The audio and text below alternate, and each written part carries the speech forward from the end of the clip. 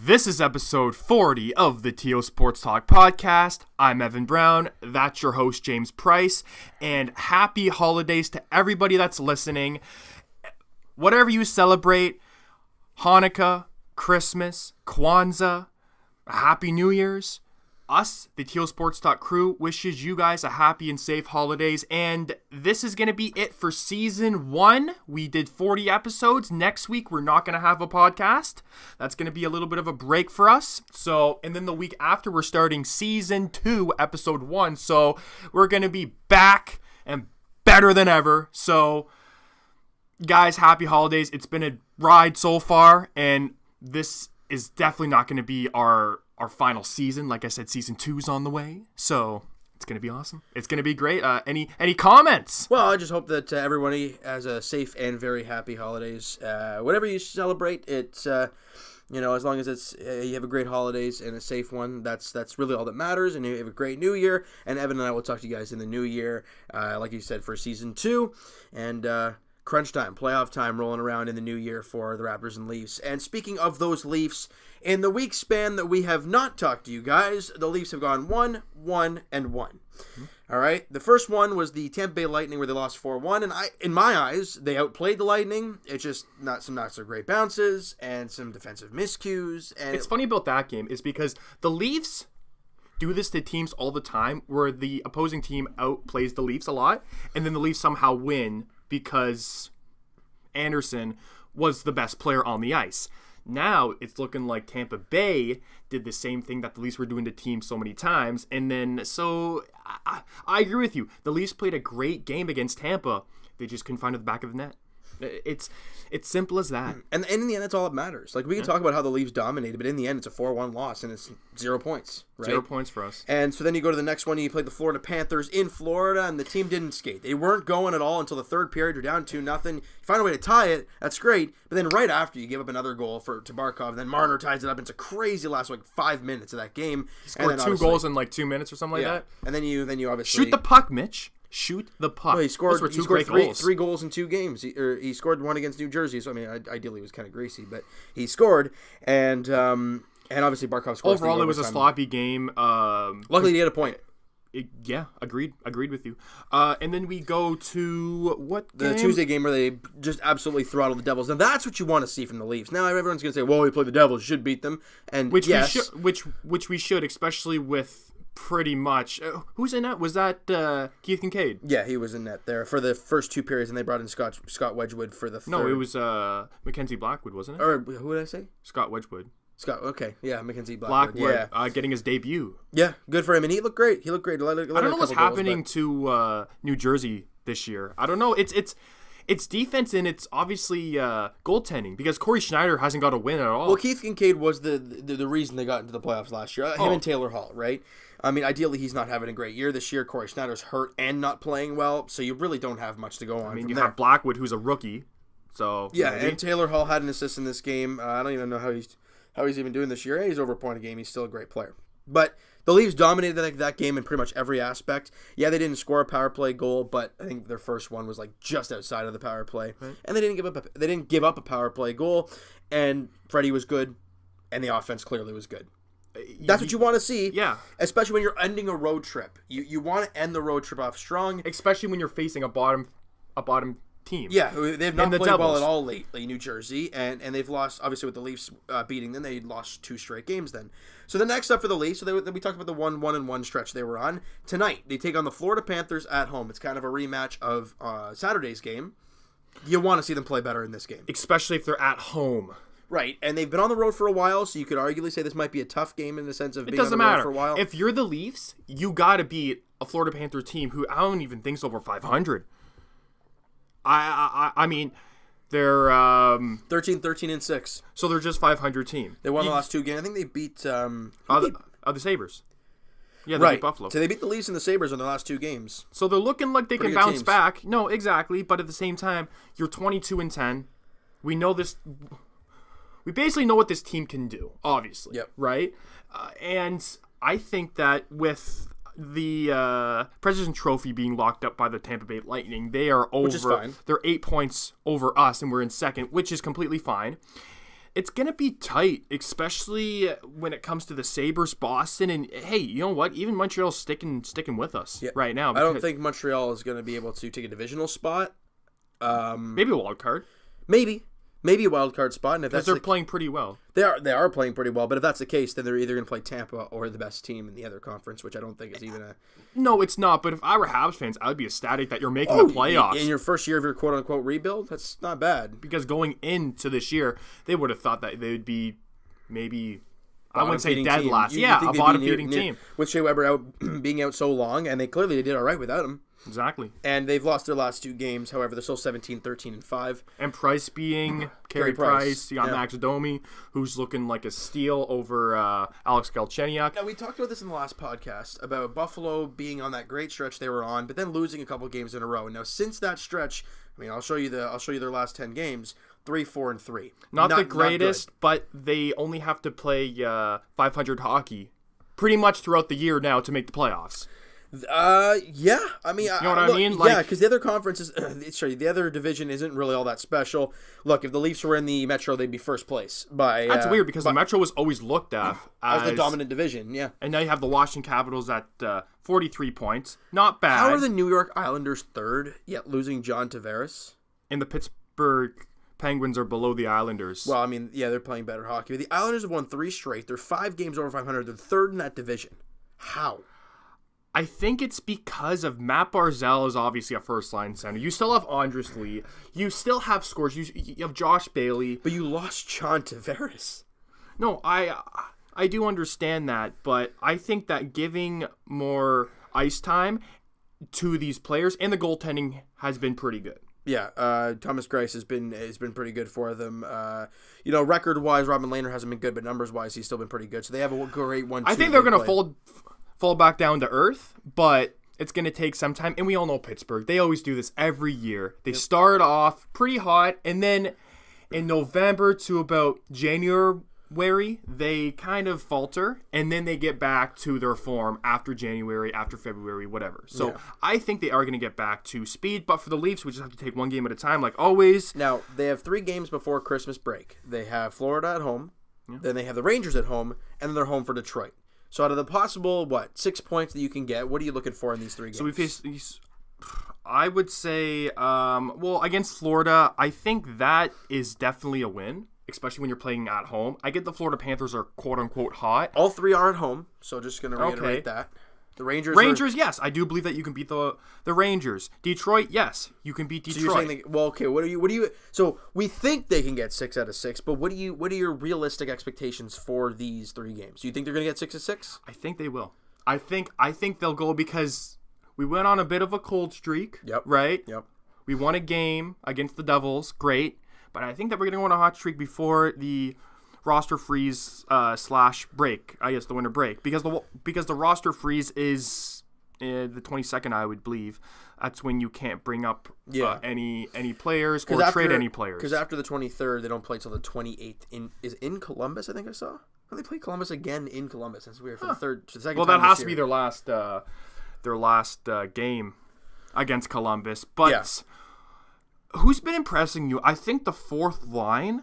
I've loved the looks of Tyler Ennis. I did too. I mean, watch those 2 goals he scored the other night weren't the prettiest. I mean, they were. But he was there at the right time, and he put them in the net. You got to do it, right? And the fact that he has I think 8 goals with this team already. So 8 goals with the because I think if I'm not mistaken, it was 7 going into the net or into the last game, and then he scored 2. He might even be at 9 goals this year. I'm just trying to find him here, but your Wi-Fi is acting up as always. Right, Tyler Ennis, I got him up here. Is going to go to stats there? Come on. There we go. 7 goals, 4. He's had 11 points in 31 games for a 4th-line player. That's all you should ask for Tyler Ennis in this stage of his career. And he got, less than $1 million? $750K? Yep. So, I mean, that's that. Now, what have you thought of William Nylander?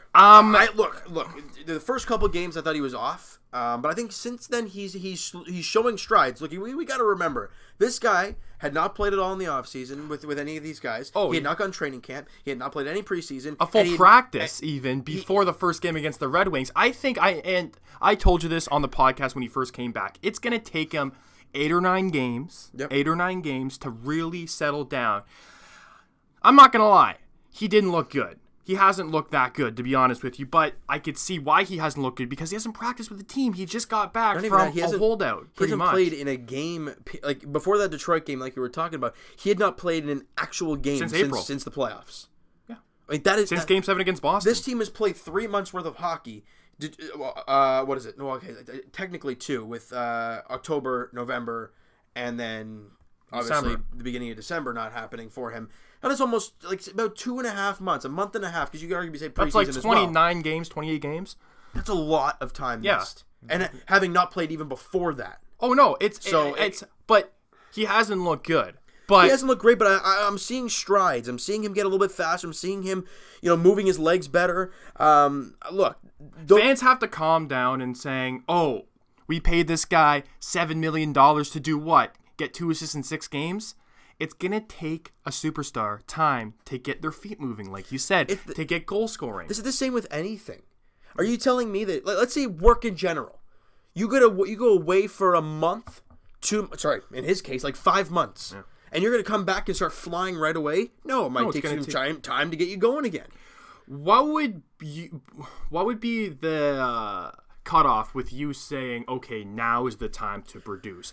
Arguably, it was when he signed the contract. I'd say about the All-Star break. Look, I'm giving him some time because that's a lot of time off. You did not play. You did not have training camp. You did not have preseason. You didn't have 2 months worth of the regular season. I would give him less than that, to be honest with you. I would give him mid-January because the All-Star break. No, it's like February, isn't it? No, that's the trade deadline, isn't it? Late February is trade deadline, isn't it?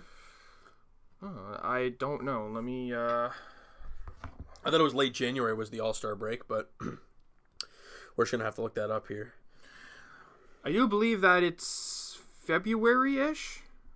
No, you're right. So it is January 26th. Yeah, I do agree with that. I give him about that, and then if he's not going by then we start to question things. Exactly. But from now on, guys, you have to relax, and we will be forgetting all of these fans' comments about he shouldn't be making this money if he scores a goal and gets an assist.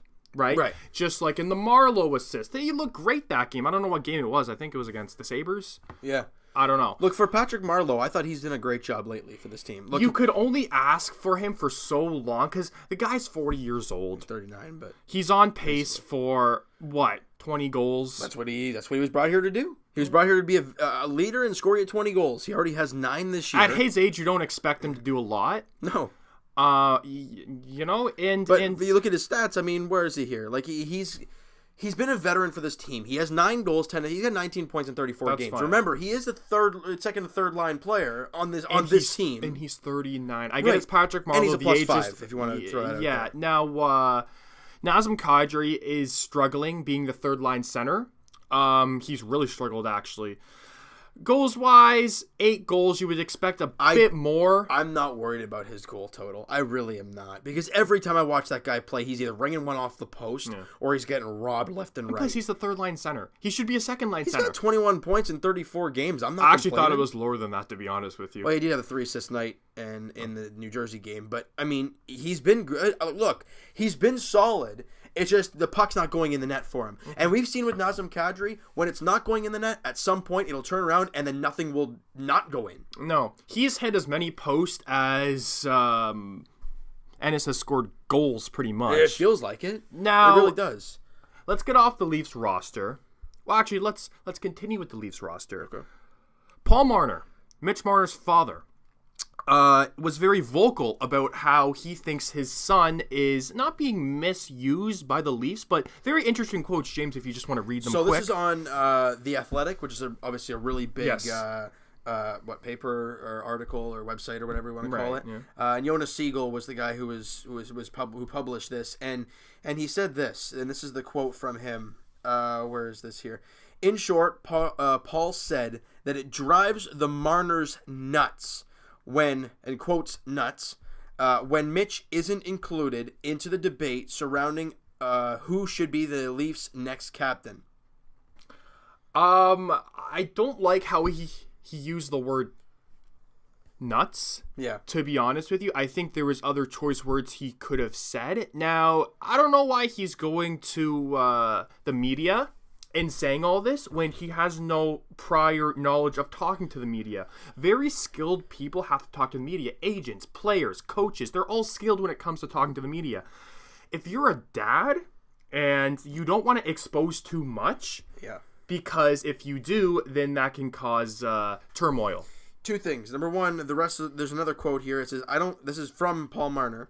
I don't think people really understand what a fiery competitor he is inside and how much he wants to win. That is the entire Leafs team in a nutshell right there. And plus, we know that Mitch Marner is a fiery guy. There's no arguing that.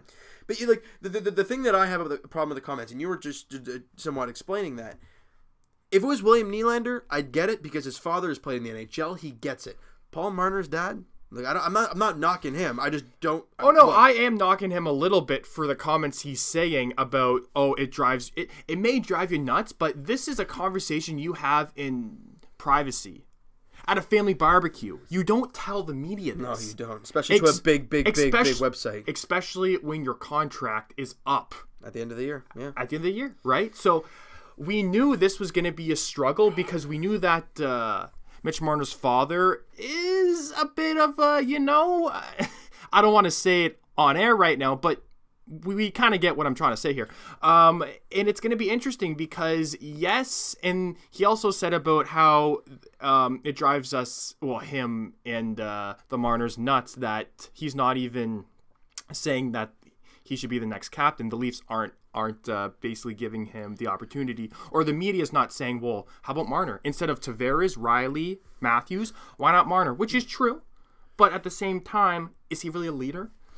Look, Marner's a fantastic player. We all know this. We all know the skill set he presents, and we all know the fire he has inside him. And we love Mitch Marner. He's a happy-go-lucky kind of guy. We love Mitch Marner on the Toronto Maple Leafs, but in my head, I'm thinking to myself, does it matter that much? Exactly. Like, if Mitch Marner is the quote-unquote leader like Paul Marner thinks, and ideally it's his dad, so of course he's going to think that, would an assistant captain really kill him? No, it wouldn't. Look, in the end, it's just a letter on the chest. However, being a captain of the Toronto Maple Leafs, it's a big deal. And obviously Mitch Marner being a Leaf fan growing up and everything would be a dream come true for him, of course. But you know what else would be a dream come true? Winning the Stanley Cup. Exactly. And being a captain, assistant captain, no letter, as nobody has now, no being C on at the all. Being on the team in general. It doesn't matter. It really doesn't. It doesn't, but growing up as a Leaf fan obviously has to have a part in it, obviously. But when you grow up, and you and I growing up, obviously when you're young, you want to be the next guy. You want to be that, right? And when you're a kid, that's what you love and you want to be. Do you ever think about being a captain for a team? Not really. You think about winning a Stanley Cup with the team. You think about winning a World Series with a team. You think about winning an NBA championship with a team. You don't really think about that.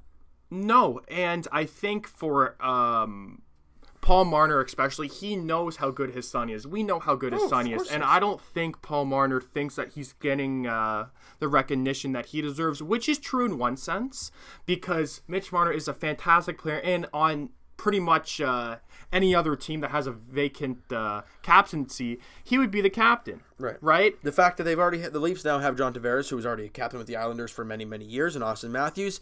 Look, and Morgan Riley sometimes looking like the best player on this team. And talking really well, too. Look, I wouldn't be surprised if Riley gets something.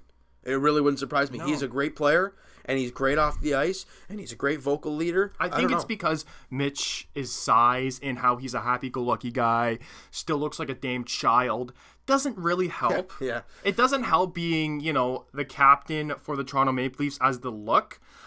I do agree with Paul Marner, and he should be in the conversation, but you have to word it correctly, and for you to say it's nuts, sure, it might be nuts. It's driving the Marner's nuts that he's not even in a debate. Don't tell the media this. Tell your own family members this. Have a barbecue over it. Don't go out in public and say this type of nonsense. It's pointless. What does this do for you? What does this do for... Does this help Mitch Marner? Probably not. No, it doesn't help the team. It just helps the media. It just helps the media. Paul, they're trying to get all these crazy answers out of you, and you're giving it to them. Stay off Twitter. I don't even know what you're watching. Leafs Lunch, Sportsnet. Stay off all that crap. You don't need to watch any of that. If you want to look at anything, look at the Nylander sweepstakes. Do we know anything about that stuff going on? No. We all assumed that Michael Nylander was having a big part in it, but did we hear anything? Probably not. Well, that was reported. Reported, but there was no quotes. This is a legit quote from his dad. It happened. On The Athletic. And this is before contract talks even started. It baffles me. Marner's a great player. We love Mitch Marner, but there's no point. There's no reason to do I'm worried. Because if this is how the dad's going to act before contract talks start... Oh, no. Look, I think there's quite a... Look, for me personally, I look at this situation as... If you're trying to look at it as maybe a William Nylander situation, first off, Paul Marner never played in the NHL, so he doesn't know what it's like to go through these type of situations. Michael Nylander did. Mm-hmm. Second of all, Mitch Marner definitely, and I'm saying it with 100% confidence, wants to be on this Leafs team, wants to win the cup with this team. So there's no way that is going to change. You can't say that confidently because... I can say it confidently because Mitch Marner will tell his dad to shove it if it comes down to him playing with the Leafs. Well, we haven't seen that. Nobody knows if Mitch Marner wants to stay on this team and take a pay cut rather than get paid for an absurd amount of money and then go to a team that's not going to win anytime soon. We don't know that. You know he wants to be in Toronto. Oh. You know that. Anybody on this Leafs team wants to be in Toronto, but at the same time, they have to realize, or fans have to realize, that these players want to get paid. And I completely understand that. They want to get paid, but they have to realize, okay, what's more important? Getting a huge payday, getting $1 million or $2 million more than the Leafs, or staying on this team, taking a pay cut, and winning a cup. And being very, very close to home. And making enough money in endorsements and commercials.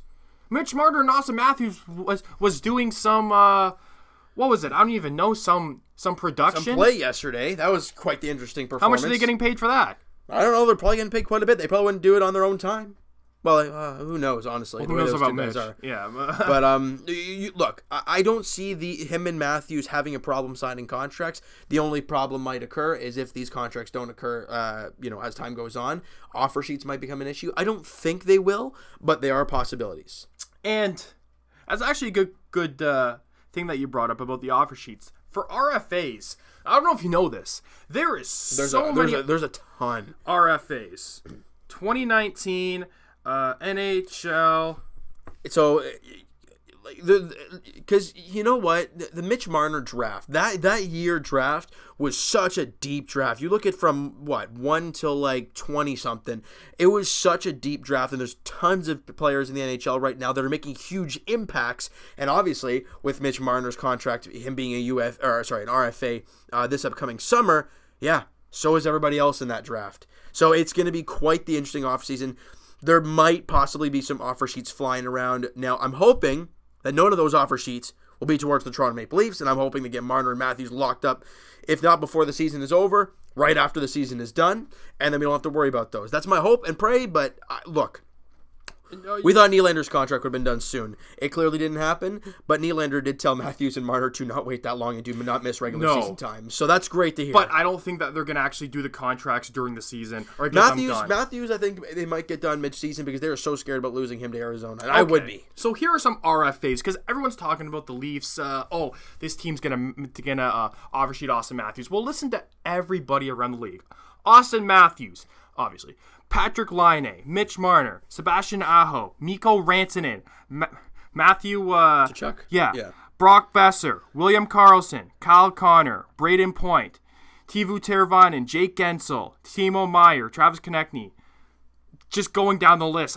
Nick Schmaltz, Kevin Fallia, Anthony Bolivier, Andrei Burakovsky, Charlie McAvoy, Zach Werenski, Ivan Provorov, Will Butcher, Jacob Trouba, Nikita Zadorov, Esa Lindell. There's a ton of guys there. Yeah, I can't remember an RFA class of this caliber. I don't remember the last time we actually talked about an RFA class, period.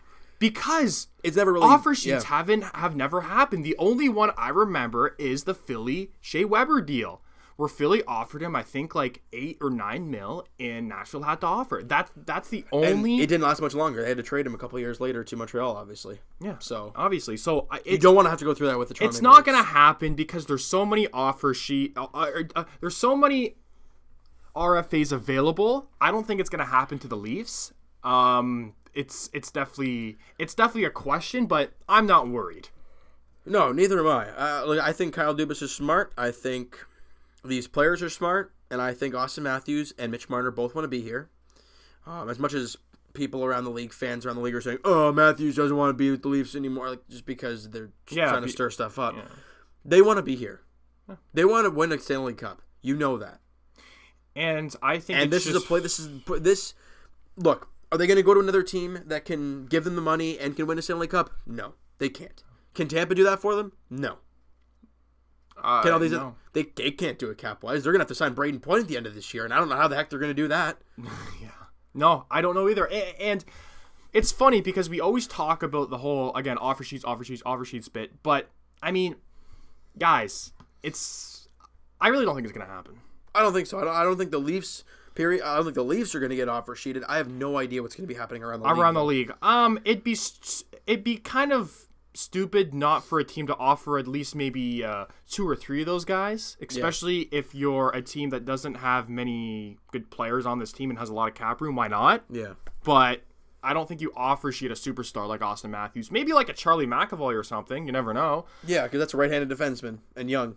That's all Leaf fans. Hey, yeah. I mean, you never know, right? Yeah, you never know. But I mean, cap-wise, this team couldn't do that. No, of course not. Just get our players signed first, and that's all she wrote. Now, something we haven't really discussed a whole lot in the podcast. We have once in a while about this player, and obviously my favorite player in the NHL, Alex Ovechkin. Whoa! Favorite player in the NHL. In the NHL, so not on the Leafs. Ovechkin. You said in the NHL. He's always been my favorite. Well, the Leafs are my team. They always will be. Okay. Alex Ovechkin has 29 goals in 33 games. He's on pace for over 60 goals. He's on pace for a career high in goals. He is on pace to Well, you could say this. You could say the same about Jeff Skinner. How many goals do you have? Around the same as him. 29 goals? I believe so. 25. 4 less. Alex Ovechkin is in his own class. And by the way, Ovechkin is 33 years old. He is. Now, there was talks about him passing Gretzky. Gretzky has over 600 goals. For Ovi to do that, I think he would need to play until the age of 39, I believe. And he needs to score like 50 goals every year. Well, not 50 goals every year. I don't know about that. He's not even at 650 yet. He is 15th all-time in goals. 15th all-time. He has 636 goals. He is 4 away from Dave Anderchuk. He's already passed Jerome McGinley, Bobby Hull, Joe Sakic. Some big names. 15th all-time. And Wayne Gretzky, guys, I mean, he has over 200 more goals to go. Do you think it's going to happen? I don't know. That's a lot of goals. But this guy, I mean, he's not slowing down to 33 years old. So that's where I'm sitting back and like, oh, maybe. But yeah, I don't know. Look, I love Ovechkin, but that's a big hill to climb. You know. Yeah, it is. I think if he stays healthy, which he has, but you never know. No, one elbow to the head, maybe a back injury, a knee injury, that can cost him the goals. You know. But the fact of the matter is that we're in the generation of this guy is 15th all time in goals. Is pretty cool. This year has been so much fun with the amount of goal scoring. Yeah. With the amount of points being up. You look at a guy like Mikko Rantanen, and I mean, look at this. I mean, the guy's got 56 points in like 30-something odd games. 56 points in like, where are we here? If it's going to load, that'd be fantastic. 35 games. 58 If you just took his assist and just left out goals, he would probably be in the top 10 in points. He's already over point a game with let me reword that. He's already over an assist per game. He's 7 assists over that. And how much money is this guy going to get? A lot. RFA. So right now he's doing better than Scheifele, McDavid, Kucherov, just to name some of the... He's 7 points ahead of Connor McDavid. Is he worth Connor McDavid money? Well, him and McKinnon have 56 and 53 points, and they're leading the National Hockey League. Last year, too, he was on pace. I think he was just over a point per game, Rantanen, last year. I'm pretty sure. Oh, something like that. Like, he was good, but I didn't think he was So this isn't a one-time thing. I think, I honestly believe that he could be an extremely special player. And the fact that this guy is, 6'4", 215, he's 22 years old, I mean, Colorado, you got something special with him and McKinnon. That first line. My goodness. And where's Landeskog? Is he even down here? There he is. He's got 41 points. If you take into account, Rantanen's assist alone would be higher than the point total of Landeskog. That is incredible. You can tell that tells you right there how that kid is doing. Yeah, I mean, it's definitely nuts, and I mean, yeah, you know. And so just going to Patrick Laine, and you're actually showing me these stats right now. 23 goals, 7 assists for 30 points. You know what, to be honest with you, I don't really care. If I was a Jets fan, I would be just happy that he's getting 23 goals. I would. He's a minus player on a great team. He's under point per game. Remember, this guy is the kid. This is the guy. Remember, power play points do not affect plus minus. Agreed. And you know that they're throwing Neither him does out on the penalty power. kill, so that doesn't affect anything. This is all 5-on-5 numbers. I'm not worried. I think I'm not saying I'm worried. I'm just saying that other people saying that Laine is better than Matthews. That's the type of conversation we're talking about. Leaf fans aren't saying that. Jets fans are stirring it up. I think Patrick Laine is a great. I'm not even concerned. He's a great goal scorer. This is the player you drafted him to be. I don't care. Period. A goal scorer like Ovechkin. Ovechkin is a pure goal scorer, right? Same thing as Laine. Matthews, he's like a Crosby, right? Two-way center, big, tough. Strong, right? Yep. I mean, Matthews. Even like a Malkin. For me, Matthews is better, but I mean, we're not going to get into that conversation. Obviously. Because, Matthews better. Look, Laine has a better shot. Maybe. Don't fall into that crowd where you think... Why not? Because it fires everybody up. It's firing you up right now, so why not? True, I'm sweating over here. See, that's what I'm saying. It's freezing outside, and yet you're sweating in here. It doesn't make any sense. No.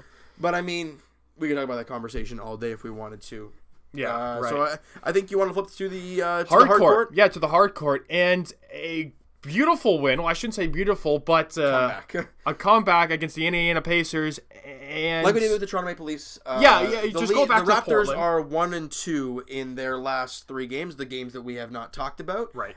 Portland, they couldn't defend. They made their shots. They couldn't defend.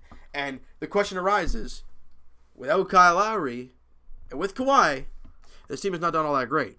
Because then they go into Denver, but then you lose Siakam, you lose Fred VanVleet as well. I mean, that team was decimated with injuries. Now, so is Denver. They didn't have Millsap. They don't have Will Barton. They don't have a few of their key guys. I love how that's the first thing you said over. Yes, because everyone's bashing me in the comments of the channel. I never said they were a healthy team. There's a lot of Denver Nuggets fans. I said they were a good team. I never said they were. I never said they were healthy. I said they were a good team. And they beat the Raptors, even with some guys injured. So it sounds like that the Denver Nugget fans are coming out of the grave. Paul Millsap, Gary Harris, and Will Barton did not play. Those are 3 good players for that team. Now the Raptors did not have Norman Powell, JV, Siakam, VanVleet, Kyle Lowry. That's 5 of them. True, but they didn't have a lot of good players either. So just get it out of the way, right? We apologize. Well, maybe you apologize. I'm not apologizing. I didn't say they were a healthy team. I didn't say they were a bad team that we should have beat. So I never said any of that. Come on. So I guess throw Denver Nuggets fans into the basket with Yankees fans. Who do you have? After this game, maybe a little bit, but maybe Boston Bruins fans. Okay, I don't know about that. The Bruins fans and Boston fans. And now you got Denver Nugget fans. Boston fans, period, are a pain in the rear end. Because they're always talking, this team's better than this team. Leafs suck, Raptors suck, Blue Jays suck. It just happens all the time. Well, happens all the time. But I mean, but I think we can say that because who did the Boston Celtics lose to the other night? They lost yesterday to the Phoenix Suns. I think they're on a 4-game win streak, though. Oh, great. They've won 8 games all year. And Boston was at home. Boston was at home, and they lost by 8. Yeah, that's embarrassing. You know, Boston, Jason Tatum, he had 18 points. Oh, remember, he's only 20. He's only 20. He is only 20, though. Yeah, it's great to hear. He only shot 41% from the field, but he's only 20. Yeah. Jaylen Brown gave you 6 points. He was terrible. Baines, I don't even know what the heck. I think he's gone for quite a while with injury, actually, after this game. They didn't really get much going. Gordon Hayward sucks. I don't care if he had one good game. He's averaging 10 points. He's not even shooting 42% from the... He's terrible. Especially with the contract that they gave him. Yeah, he came back from the injury. I understand that, but as of right now, he's not playing good whatsoever. No. And Kyrie, that guy's if that guy's not going if he's not going, his team's not going. And even he was in that game, and they still didn't go anywhere. Well, it sounds like you got a hatred for Boston, which don't you? Us Toronto fans do. Yeah, don't you? I mean, I'm not really don't give me that. sweating like you don't like are the now. Bruins. You don't like the Red Sox, and you don't like the Celtics. Don't give me that. No, see, look. If they lost to the Pistons, the 500 Pistons, and then they lost to the Phoenix Suns. But they are 8-2 in their last 10. But they've lost against the Pistons and the Suns at home. Yeah. Well, especially the Suns. And you can say that they got, well, not blown out, but they got single-handedly beat. Yeah. DeAndre Ayton, what was that? Not a great player, eh? 23 and 18. Oh, no. I never said that he wasn't a great player. I don't think he's going to be a generational player. I think he has a very good opportunity to be so. I think he's a great player. Now, going to great players, let's talk about Lonzo Ball, because you were mentioning something before. We didn't really break those down. We talked about the Denver game, and then we got on a little Let's quickly mention about Lonzo, and then we'll go back to the Raptors. Sure. So, you were mentioning about how Lonzo Ball, people are hyping him up because of the last name Ball, because he's playing with LeBron James in LA. And yet... But this is nothing new. So, I don't know if you had something to say about him. Before the podcast, you were mentioning to me... Yeah, I'm going to straight up say it. Yeah? He is not good. Lonzo Ball is not good. Yeah, he had 23 in his last game. Well, that's great to see. But yet, all year long, everyone's saying, oh, this guy's the next whatever. He's one of the greatest players. He's going to be one of the greatest players. He's playing with LeBron James. I don't care. When you're playing almost 30 minutes a night, you're averaging 9 points, less than 5 assists, and less than 5.5 rebounds. This guy was averaging a double-double last year, and we're all like, oh, this guy's going to be fantastic. He's taking a massive step back. He's only shooting 40% from the field, not from three, from the field, and only 32% from the three. He's shooting 51% from the free throw line. 51. Okay, if this guy somehow next year averages 12 points per game, averages 5 assists a night, we're not talking about this. He's 21. Am I right? But he's playing with LeBron James, right? He makes everybody look good. He's playing with LeBron James, but that's Lakers fans saying all this. I do believe he's a good player. I don't think he can be a franchise player. I don't think so either. I think he can be an elite player, though. I think he's got an okay jump shot. I think that he is sometimes suspect, but at the same time, he's young. He's playing with LeBron. He's in the starting lineup, obviously. I will sit here and say right now that Kyle Kuzma will have the better career than Lonzo Ball. No question about it. Oh, yeah, that I do believe, but I think you're not giving him... I wouldn't say that you're not giving him enough praise, because I do agree that he's overhyped, but I think that he will be elite, and he will get out of this slump or something. It's not really a slump. I don't understand though how his numbers are going down after getting LeBron James on your team. But see, it makes no sense to me. We're not watching any of these games. We're not watching any Laker games. Those don't lie. No, stats do not lie. Stats don't lie. I understand that, but you have to watch a player to get the just out of it. Listen, if this guy was on the Raptors and he was playing phenomenal, but the stats weren't always, you would be on this podcast saying, you know what, stats, I get it, the stats aren't good, but if you watch him play, he's a great player. I would not be saying that. You know why? Okay. What stat here jumps out at you as a possibility of a decent stat? Well, you could arguably say 1.6 steals a game. Arguably as an all-right stat. Other than that, what is any good about a second overall pick? Playing with LeBron James. Playing with LeBron James. I hear you. I understand that. But we really, before we judge, I know stats are stats, but we have to look at the age. We have to actually watch a Laker game. Have you watched a Laker game at all this year? No. No, but I've been seeing enough highlights from Lonzo Ball to know what he's doing. No, I know. And I'm not completely sold on him too, but I don't think we're giving him the time of day because he is playing with LeBron. I would think that his stats would go up because he's playing with LeBron. I agree with you there, but I think that we aren't being fair to him because we're just saying that since he's hyped up so much, we want to hate him. But it wasn't him hyping himself up. It was his dad. The part that I don't understand and I don't like is that everyone is hyping him up, and then I look at this and I'm like, what about this are you hyping up? Bottom line is, give him time, and if he's 23, 24 still averaging this, okay, yeah, I agree with you. Because last year he was almost averaging a triple-double at some point, and I'm like, damn, this kid, he's got some talent going forward, and then I see this year, and I'm like, yeah, no thanks. Mm-hmm. And with obviously with the team being... Because LeBron James is in MVP category, and I think no question about it, he should be the MVP this year. He's averaging 7 assists, almost 8 rebounds, 28 points a game. He's shooting 52% from 3. The guy's unbelievable. And he's the best player of all time. Obviously. But I do believe that they are overhyping Lonzo, but I think it's too young to judge him. Okay. I think it's too young to judge him, and I think that give him more time playing with LeBron. This is a brand new elite superstar player. It's going to have some time. We're only, 20, 25, maybe like 30 games into the season? Right? We're like 30, almost 35 games in. Yeah. 35 games into the season, so not even halfway there. Not even halfway there. I think his stats will increase. I don't think they'll decrease. He showed last year in his rookie year that he can average, a double-double. Okay, and why hasn't he done that this year? Because, like I said, throwing LeBron James into the mix is, it's like throwing this brand new player, right, into the mix. And I think you need some more time to get used to. And this guy's a sophomore. You always say the sophomore slump's real. It is real. Yeah, it is. He's having a sophomure slump. Can he come out of the sophomore slump is the question. Next year is going to be the real test. You had a year with LeBron, right? It's your third year pro.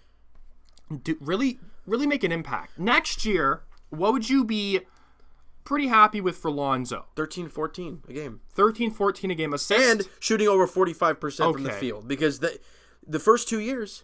Has he shot over 43%? No. But that's with most rookies. Their shooting percentage isn't good because they're just shooting up a lot of jumpers. Right, but you look at quite a few of them they're maybe taking a lot of shots and their percentages are low, but their points per game are still up. Hey, I could see if the first overall pick was an absolute superstar. Yeah, well, we all know what's going on there. So, I'm not that mad if I was a Lakers fan. That's the least of your worries is Lonzo Ball.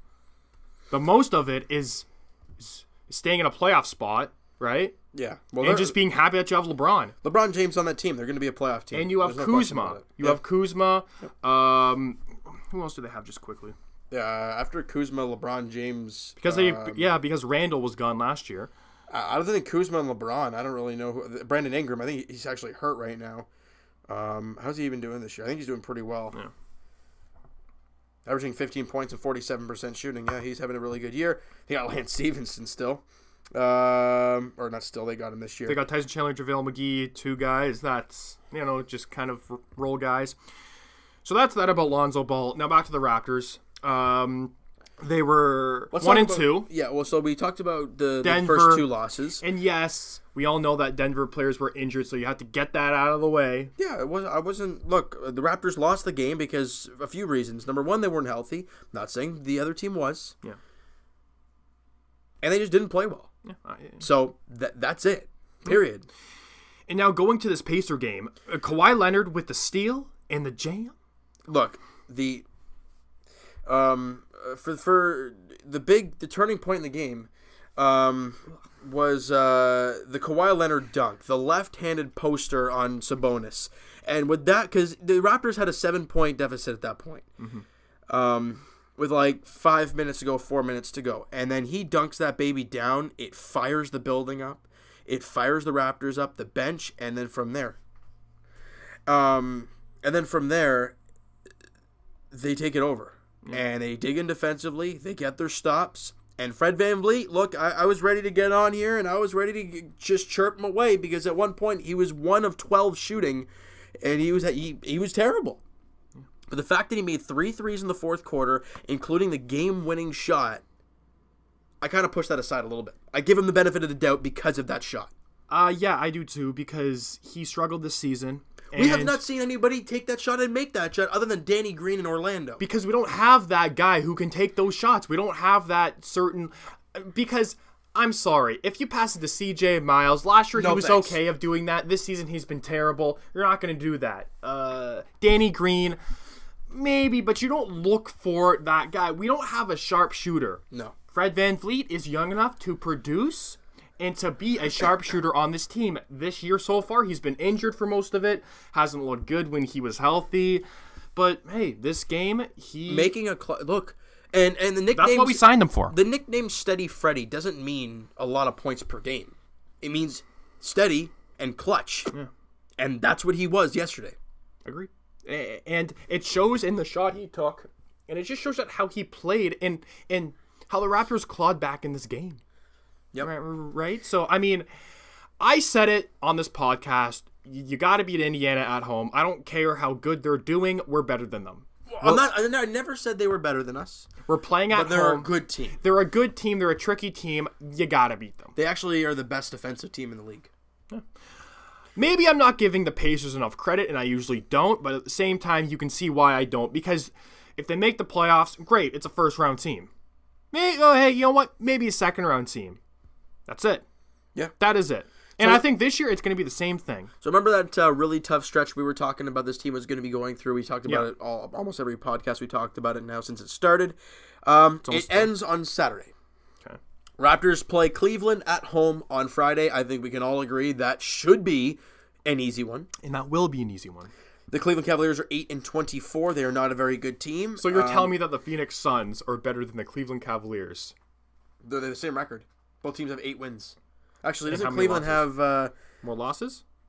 Oh, excuse me. Chicago and Atlanta are worse. But, oh my God! But they have the exact same record. Cleveland and Phoenix. You see the LeBron James effect there, people. You see it. That's insane. One player left, and Kevin Love's been injured quite a long time. I don't this care. Year, but yeah. Your so-called depth when it comes to scoring. You traded away Kyle Korver to who they traded? Utah, I think it was. Utah, right? You have Tristan Thompson, who really, I mean, who cares? Yeah, honestly. Okay. So the Raptors play Cleveland on Friday night, and then on the second half of a back-to-back, you head to Philly. And that's not going to be easy. And the question I have is now, if Kawhi Leonard is still in that state of mind of the whole playing one side of a back-to-back, in my eyes, you sit him against Cleveland, you play him against Philly. Why are they doing this? If that's still a thing. No. But yes, it's a thing, but I'm kind of wondering, why are we resting our star players on a back-to-back? Yeah, well, especially now. Let's say they continue the course and play him the first night of a back-to-back. What if Kyle Lowry's not hurt? You're telling me you're going to go into Philly without Kawhi or Kyle Lowry? But I don't think so. I was kind of thinking about this, and I guess now it's a different game than 10, 15 years ago. Yeah. You never saw Kobe take a night off. No. You never saw MJ take a night off. Why? Is it the coach? Is it Nick Nurse saying take a break, or is it Kawhi saying I'm a rest? I'm gonna sit this one out. Sorry. No, I think it's Nick Nurse, and I think it's the coaching staff talking to Kawhi about the whole situation. But I think should happen is now, like initially when it started happening, I was okay with it. Yeah, because he only played like 9 games all last year. But now he's definitely warmed up. He's definitely finding his groove. Yesterday was game 33 of the season. I understand that you don't want to get him hurt, but you can't be thinking that, oh, what happens if we play Kawhi on a back-to-back and he gets injured? Do you really want to think like that? Do you really want to think, it's not going to happen. You want to try and put your best lineup out there. Every single night. We're still trying to figure out this chemistry with Kawhi. So how else is he going to figure out the chemistry without playing? When he keeps sitting. I think now it's getting to the point where I don't care if it's a back-to-back, you play him. And especially since Cleveland's on the first night. You come at home against Cleveland. Let's say you crush them at home. Kawhi sits for the whole fourth quarter. Shouldn't be a problem to play him the next night, should it? No. A fourth quarter, it just, okay. If you sit a star player for a quarter, if it's a blowout, like it should be on Friday night, okay, fine. He played for the first 3 quarters, sit him in the fourth. There's no point. No. I understand that. If you sit him against Philly for no apparent reason, why? Because you're just afraid? You're afraid of overworking Kawhi? No. You gotta. If you're a top 5 player in this league, like we've been saying it for months now, then show it. Play a back-to-back. Get a triple-double. Play a back-to-back in Philly and show us what you got. And get a triple-double, right? I'm kind of tired of this, and I think Nick Nurse is doing it, and I'm not really agreeing. I don't think Dwayne Casey sat DeMar DeRozan all that much.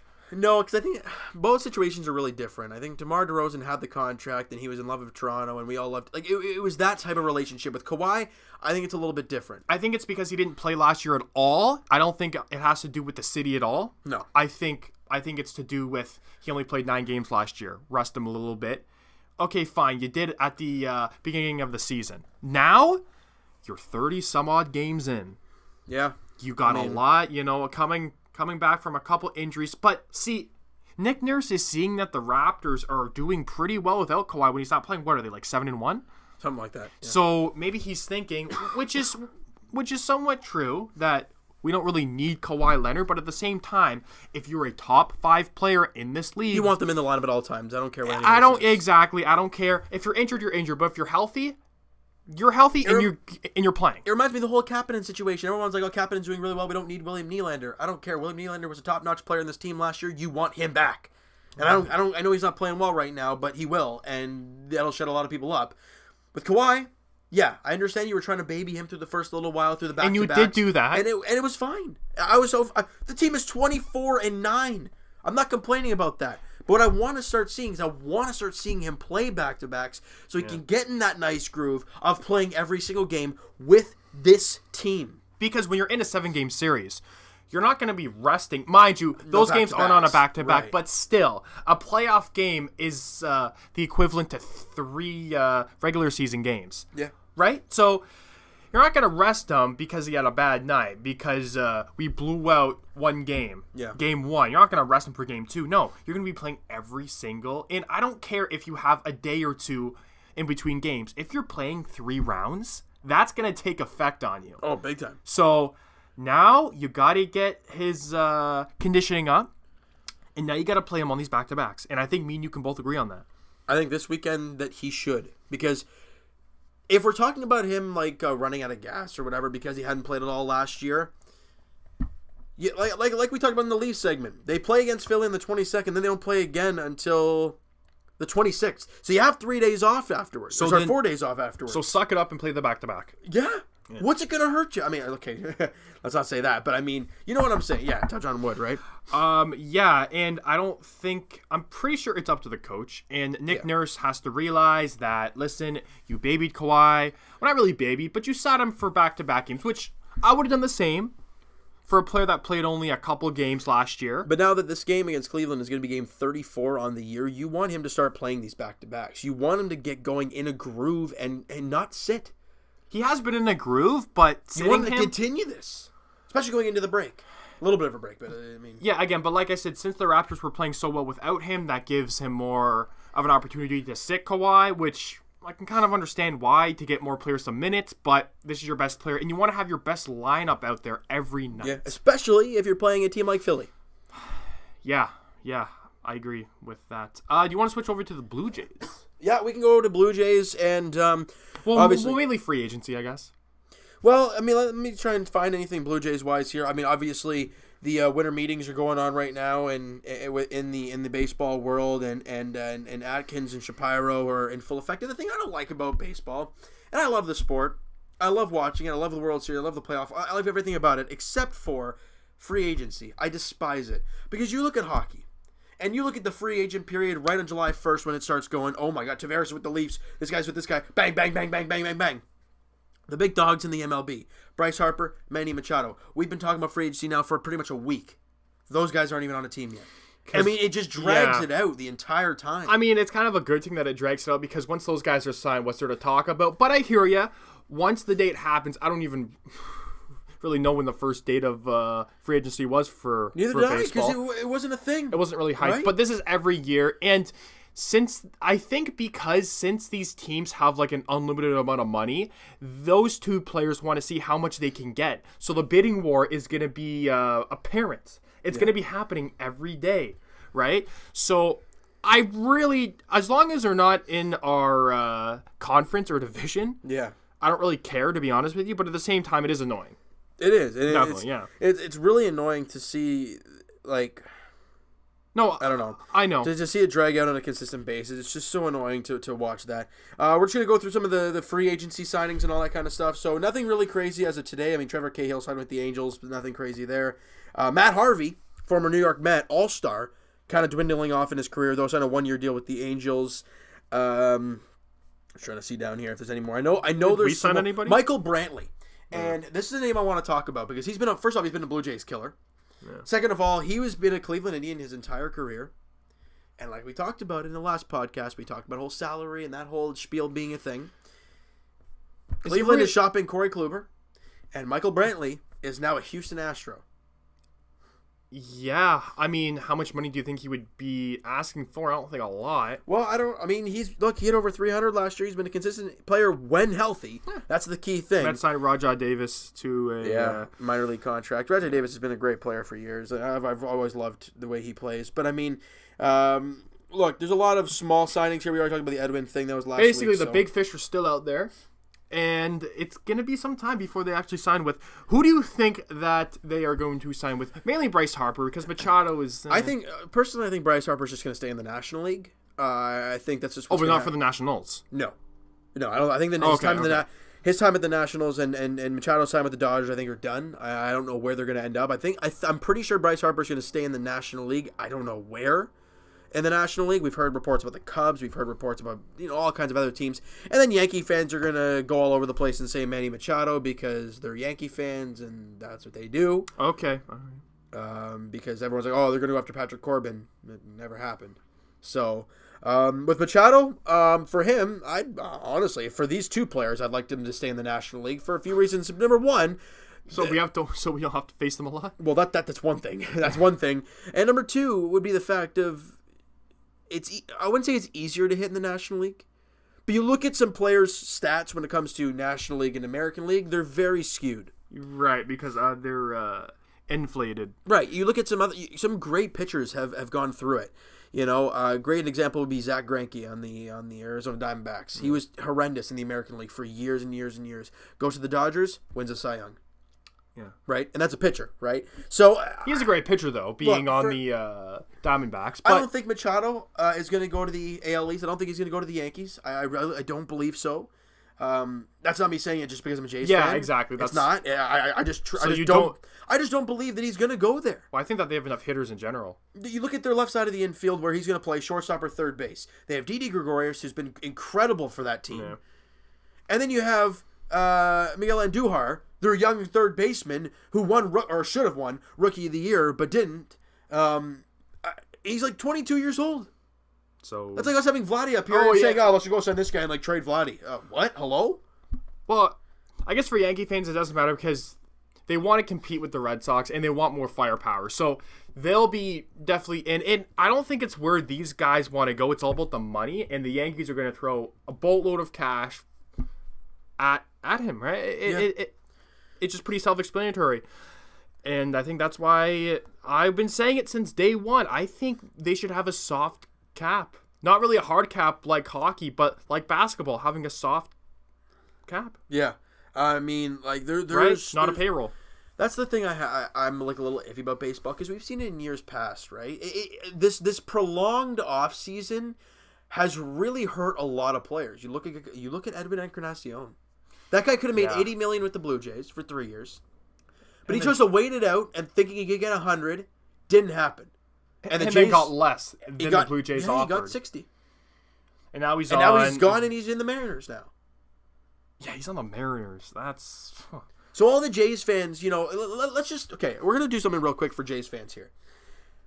All those moves back in the day, everyone's like, oh, what the hell, Shabauer and Atkins are terrible with all these core guys. As of right now, let's go to those players that they traded away, those 3 key guys. Mm-hmm. Where are they now? Edwin Encarnacion is playing in his final year of a deal in Cleveland, or in Seattle. Which this won't be the final year of him making money. Right. I think he'll be back for another year or two, but really, not much left in the tank. Okay. His batting average was down a ton this year. He still hit a lot of home runs, but Jays fans remember him being in the 270, 280 range for his entire career with this team. He only hit 230, 240 this year. Okay. That's not what you want to see from Edwin. Josh Donaldson, 1-year deal with the Atlanta Braves. And this is a make it or break it for him, 100%. Yeah. And Jose Bautista? He's retired. He's not even playing. He hasn't physically retired, but he hasn't been signed. I think he probably will. I think he will too. I think he'll sign a 1 day with the Jays and then call it. Imagine if he signs like a 1 day with like the Mets or something. Yeah, obviously he won't do that. He played there like not even half a season. But I mean, we're all talking about, why didn't you sign Edwin? Why didn't you... Look at these core guys now. And Tulowitzki can't stay healthy, and now he's been released. And actually, some teams are actually talking to him, which is really weird. Well, it's not. It is, because he hasn't played in a year and a half. He's 34 years old. I understand and plus, he's not going to be healthy, right? The money, I guess, is not tied to him anymore. If you can get him for cheap, I would. Yeah, I would. Yeah, but the fact is, you don't even know if he's going to be healthy. Doesn't really matter. It's for league min. And Well, you might he signed that. Well, he signed that. He needs to realize that he's not the player he once was, and if he wants to stay in this league, yeah. So yeah, like I was just saying, those are the 4 players that were the cornerstone of this team back in 2015, 2016. Just technically 2 or 3 years removed, and 2 of them, maybe 3 of them, depending on what Donaldson does, are at the end of their careers. Yeah, and I mean, for right now, for the Jays, we have to... It's a transition year.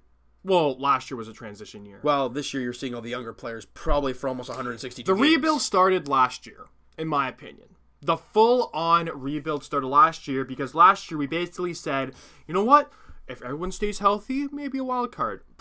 In the first 30, 40 games, we were out of it. 30, 40 games, we were first place in the American League. They had an amazing April. Was it... it was after then. Yeah, it was April and like the beginning of May. They were playing pretty well, and then it kind of went downhill from there. But okay.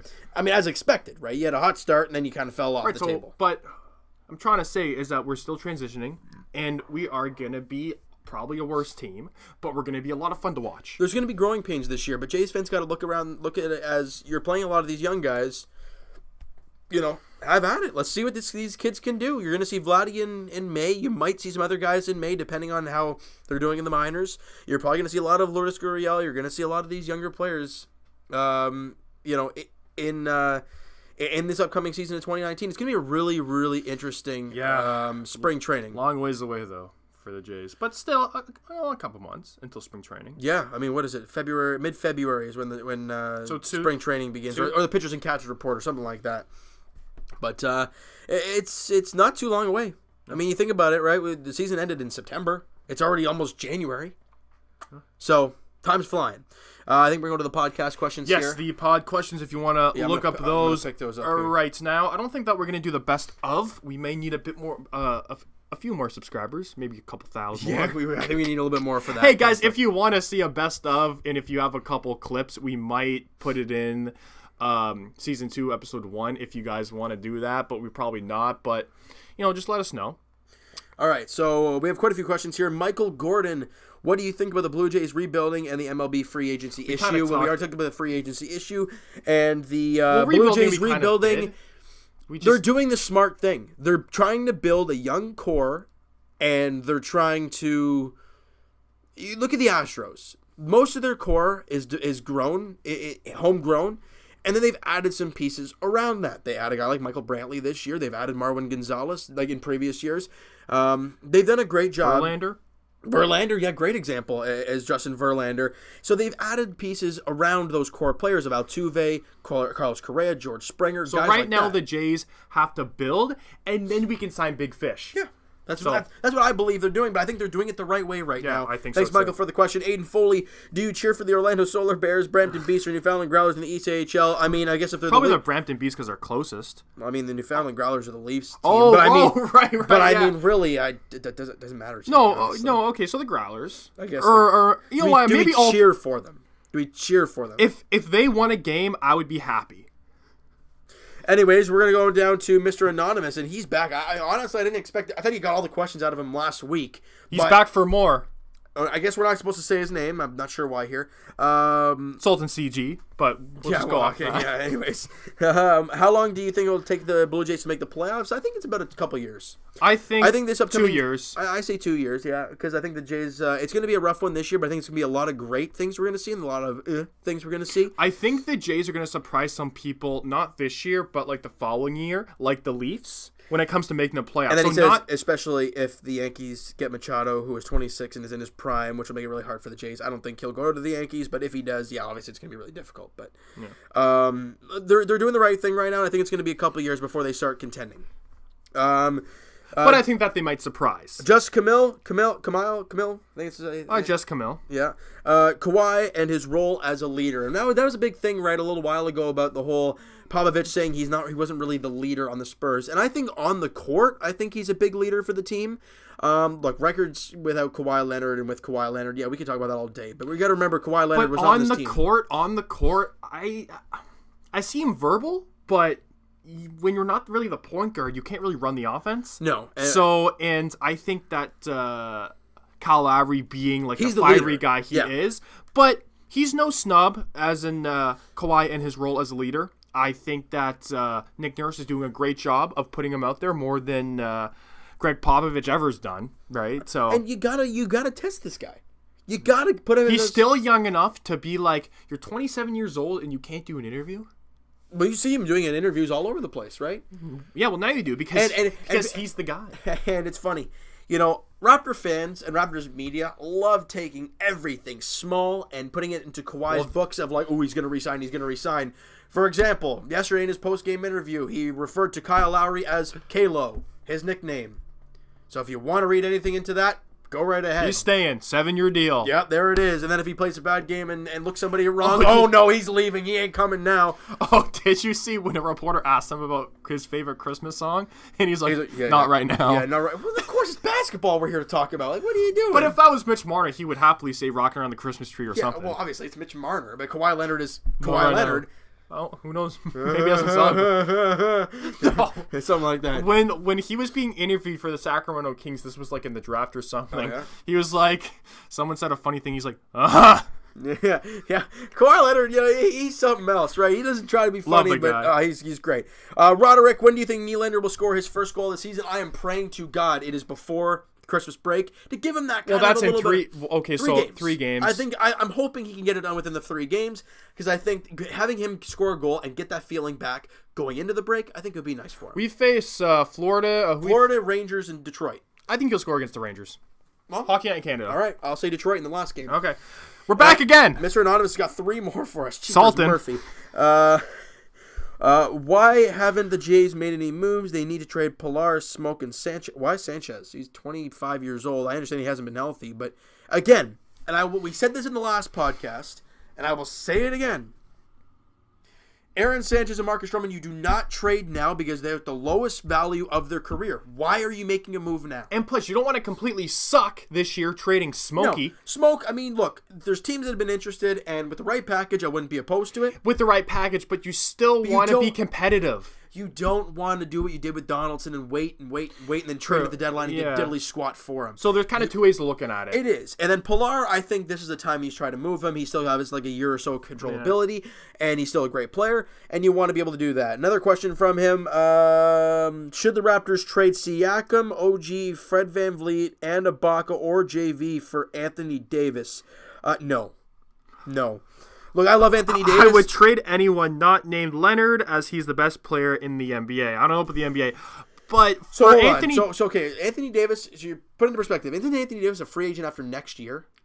I do believe so, but he would probably stay with the Pelicans. Anyways, we're just... I believe so. Okay. Siakam has shown us to be a very, very good player, and he is just scratching the surface. OG has not really, shown a whole lot lately, but he is still young. And he's still promising. He's 21 years old. Fred VanVleet, we've seen a lot from him. Ibaka, he's been one of the best players in this team this year, and Jonas Valanciunas off the bench has been incredible. So, no. For a rental. For one guy. Oh, it is mind Anthony, you, that and it is Anthony Davis. But you're telling Anthony Davis, if you can re-sign him long term, I would do that. I don't know. Look at the production of Siakam, Ibaka, JV, OG, and Fred VanVleet. Can 80's great, but can that match all that? Well, no. First of all, that wouldn't even work in a salary. Of course not. Look at the money JV and Ibaka's making. All right, I think we're breaking this down too much. No. So Mr. Anonymous again. Would you trade JV and OG and CJ Miles for Bradley Beal? Wait, it was CJ, JV, and CJ, OG, and JV. Well, a lot of letters up in that. For Bradley Beal. No. I feel like Bradley Beal is a cocky son of a what, and I don't think that would work chemistry wise with this team. Plus, Kawhi Leonard's already having we don't know how good him and Kyle Lowry are having chemistry wise. You throw in Bradley Beal into that mix? Yeah, he might insult Kawhi or something. You never know. I don't even know if that would work. But I think that's going to wrap it up for the questions. Yeah. Thank you guys for episode 40. It's not been a year. Nope. It's not been a year, but you know what? It's been 40 episodes of this. Season 1's done. Yep. Season 1 is done, and Season 2 is on the way. Again, guys, next week we are not having a podcast, just a little bit of a Christmas break, if you will. Spend some time with the family, girlfriend, whatever you guys are doing. Have a safe New Year's. Now, I think we'll be talking on the 2nd of January, the Wednesday, if I'm not mistaken. The 2nd. So not the 1st. No, God, no, not the 1st. The first for a lot of people might be problematic. If you drink. Well, I think, yes, of course. I mean, if you're under the age of 19... Or then maybe sneak some of Pops. Pops. I mean, Pops Wobbly Pops. That'd be a cool like brand, eh? That should be on a shirt. Come get Pops. Or no, steal some of Pops when he's not looking. Or maybe steal some of Pops Wobbly Pops. Make a commercial about that. I should. It'd be a cool commercial. I should. All right, so we're going to wrap it up with that, guys. That's a great way to end off Season 1 of the TO Sports Talk podcast. Evan and I thank you guys so much for, all 40 episodes. It's been a blast. At times it's been a grind, but hey, why not? What isn't a grind? Exactly. We had a lot of laughs. Life in general is a grind. Wise words from TO Sports Talk. Exactly. You guys love it. We love doing it. We appreciate you guys' support, and we hope you guys have a very happy and safe holidays and a very happy and safe New Year. And Evan and I will talk to you guys in the new year. Well, I'll talk to you guys in the videos about when that'll be, but I hope you guys have a great, great holidays and New Year. And I will talk to you guys later tonight as the Leafs are at home finally, taking on the Florida Panthers, looking to rebound after that tough overtime loss against the Panthers. Yep. And as for Evan and I, we will talk to you guys in the new year. So last thing, guys, I'll say it again. Have a great, happy, and safe Happy Christmas holidays and New Year from the Teal Sports Talk crew, and we will be talking to you guys in the new year. And it's going to be a lot of fun. Season 2. You guys ready? I know we are. We'll talk to you guys then. Peace!